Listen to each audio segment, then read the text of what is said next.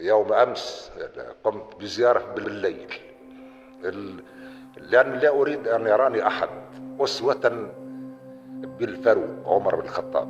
حينما كان بالليل يتفقد أحوال الرعية أقتدي بالفاروق عمر بن الخطاب الذي لا يتردد في قول الحق وفي الاستماتة من أجل الحق والعدل. ذات يوم لو عثرت بغلة في العراق لسألني الله عنها. الرئيس قيس سعيد ديما يأكد على العدل والعدالة ويعتبرها أهم من الاقتصاد، لكنه بالرغم من تأكيده الدائم هذا على العدل تلقاه يرفض مفاهيم مهمة برشا في تحقيق العدل بشكل ملموس كما الناتج المحلي الخام، ويروج البضاعة ومفاهيم جديدة كما السعادة الداخلية الخام.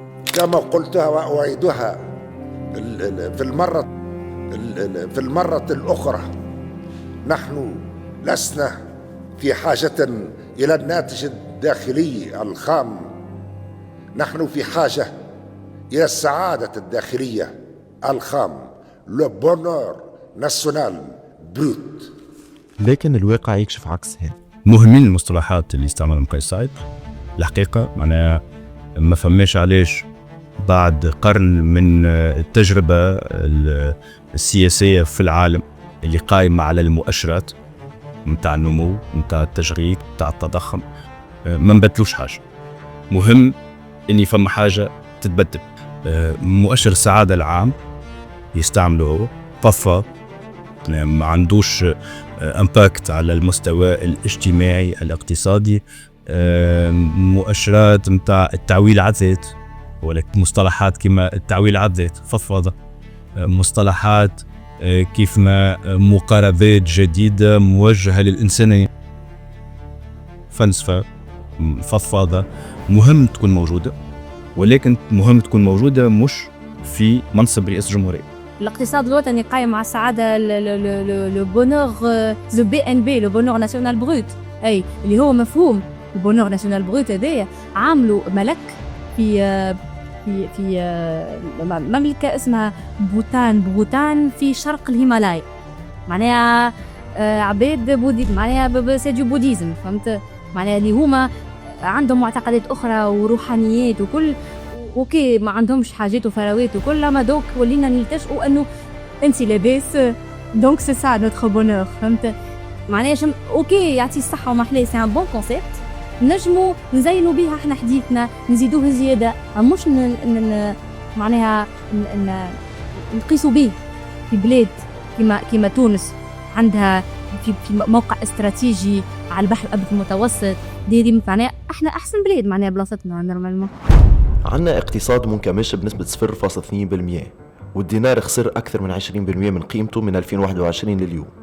كيف قيمة التضخم بلغت 7%، وهذا انعكس على جيب المواطن، الشيء اللي خلينا نشوفوا الأسهم الفلكية متاع العلالج في العيد واللي ماشية وتطلع. هو سوم اللحم من 2021 2025 زاد من 26 دينار الكيلو 60 دينار، يعني زيادة أكثر من الضعف، رغم أنه الأمطار ما شاء الله والصدور تعبات بنسبة 41%. امتداد من الصباح حتى لنروحوا، علاش خاطر التونسي تو دينار يزيد فيه 500 تزيد فيه، علوشنا تو وصل ب 60 و 65 شكون مش ياخذوا؟ ليلة النص واحد يغسل روحه وياخذ شويه، ما سير الايام ما يكتبش عليك، ما يكتبش. غالي اللي عنده العويله بالله 3 و4 من الناس، 3 و4 في العيله ياخذ لهم كيلو اللحم 60 دينار 55 دينار، وما تابعوا تتكلف العشاء ب 100 دينار، شويه كسكسي يتكلف ب 100 دينار. ماذا بيا تدخل يكون ديما موجود لتعديل السوق؟ ما دامت الاسواق بهالمستوى هذايا ماذا بيا تدخل الدوله يكون ديما موجود؟ غاليه بصراحه، الزوالي ما ينجمش، تو هكا اللي لاباس شويه ينجم يشري، اما الزوالي يخسر بعينيه ويتعدى. أسعار الخضار زادت 25.3%، مع العلم أنه أسعار الأغذية العالمية انخفضت 8.2%. أسعار المنازل زادت 5% في 2024، والديون الوطنية وصلت 8 مليار دولار مع فوائد نسبتها 16% من الميزانية. البنك المركزي طبع 14 مليار دينار في عامين، وزاد المعروض النقدي بنسبة 11.3% في 2025، وهذا يزيد نسبة التضخم ويضاعف الدينار. كيف بالنسبة للقطاع المصرفي اللي انكمش بنسبة 8.5% بسبب خسائر سندات الحكومة. ولهنا يلزم نطرق الموضوع مهم في العلوم السياسية. الاقتصاد فيه تفرعات في السياسة الاقتصادية. معناها كي نشوفوا التوجهات العامة لبلاد ما يلزم نشوفوا انها تتفرع الى 3 أو 4 أجزاء. الحاجة الأولانية هي الفلسفة الاقتصادية. الفلسفة الاقتصادية الحالية مع الرئيس قيس سعيد نتصور واضحة، ولا على الأقل أنا ندعي أني فهمت جزء كبير منها، واللي هي فلسفة لدولة اجتماعية قوية تتدخل في الاقتصاد، تمارس دورها كمنتج، تمارس دورها الرقابي في تحديد الأسعار، في تحديد الفاعلين الاقتصاديين، وقائمة على اقتصاد تضامني اجتماعي. هذا كل فلسفة اقتصادية. لكناش الاقتصادي حاجة مش باهية بالطبيعة. هو حتى نمو بنسبة ضئيلة كما اللي قد نقدروها ذا في البنك العالمي ذا اللي يقدر نسبة النمو في تونس ب1.8 ولا قريب 2%. يقولوا نسبة ضعيفة تقرب ياسر من نسبة النمو اللي موجودة في العالم، ولكن احنا كدولة نامية من المفروض تكون عندنا نسبة نمو أكثر من المعدل العالمي. بعد الفلسفة الاقتصادية يلزم يكون فما برامج الاقتصادية هي اللي تكون محددة بالوقت، تكون واضحة، تكون فاعلة. هذا اليوم ينقصنا. اليوم ما نجموش نقولوا اللي تابع الشأن السياسي والاقتصادي في البلاد عنده خارطة الطريق واضحة متاع برامج. أنا قلت ليزيكونوميست توانسة اللي نورمال ما يعملوا ماهوش فلوس، والاقتصاد في تونس ماهوش أولوية نحكيو عليه، على خاطر كل بلاد عندها اقتصاد وعندها حاجات أخرى وسياسة، دوك نحكيو عليه وكهو أولوية كيلكوزا، ما ندخلش في النوايا. أولوية كيلكوزا أما ماهوش قاعد يمشي كما لازم. أنا كي نرى الفلوس اللي تدور في تونس، يعني العباد اللي تدور قافة فلوس في تونس، مضمون تمشيلو بالفلوس، الكارتة تخلصوا مضمون أونلاين عليه.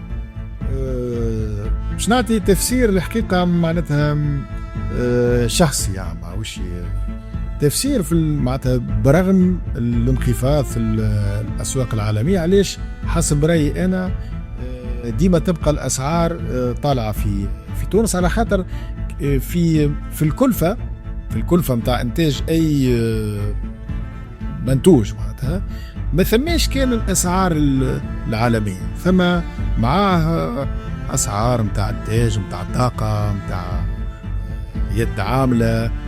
الزيادات اللي تحيط بخلاف سعر الشراء من المارشي مونديال قاعدة ديما تطلع، والطلوع متاعها جاي حسب رأيي مش نكون شوية في اجتماعي، معناتها نعمل شوية اجتماعي، جاي من فرسترسيون متاع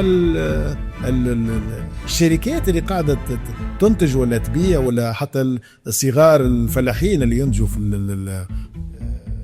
اللحوم ولا في منتوجات أخرى. الفرسترسيون متاعهم خايفين من غلاء المعيشة، ولهذا ما همش قاعدين يتبعوا في السوق ويطيخوا في الأسواق. ما تصور اللي هما معناتها حتى ولو الأسواق متيح هما مش يبقاو الأسواق معناتها يحافظوا على نفس الأسواق ويطلعوا فيهم، خاطر خايفين من نهار اللي مش تعاود تغلى. بعد البرامج هما المقاربات هو كيفاش نتوجهوا لتحديد كيفية تنفيذ هذه البرامج. المقاربات مثلا نسمع منها التعويل على الذات، مقاربة يطرحها برشا قيس سعيد. مثلا في المقاربات نجموا نقولوا مقاربة مكافحة الفساد، اللي هي قائمة على أن الإدارة تكون ضيفة في عباد لهم الولاء للسلطة السياسية ولهم الطاعة للسلطة السياسية. ولهنا المقاربات المفروض زي يحددها رئيس الجمهورية، وهذا في دستور 2022 25 جويلية الفصل 100 منه ينص بالواضح أنه من واجب رئيس الجمهورية أنه يحدد التوجهات السياسية العامة ويحدد كيفية تنفيذها. المفروض الرئيس يحط الفلسفة وحطتها، يحط المقاربات، موش قاعد يحط فيها على خاطر في كل اجتماع وزاري نسمعه اللي هو يطلب من الوزراء نتاعو باش يلقاو مقاربات جديدة، المفروض هو يعملها. الوزراء المفروض يرجعوا له برامج البرامج مازالت ماهيش موجودة، وبعض البرامج يلزم تحديد آليات لتنفيذ البرامج هذه. الآليات هي مثلا قانون مالية، مثلا شفناه في تغيير مجلة الشغل، مثلا قوانين، مثلا إنشاء مؤسسات كما ديوان الأعلاف آلية. ولكن مادام السلسلة هذه غير محترمة، معناها قواعد العلوم السياسية غير محترمة في تحديد البرامج، الرؤية، الآليات، ما نجموش نوصل نتيجة، وتقعد ثم ضبابية عامة.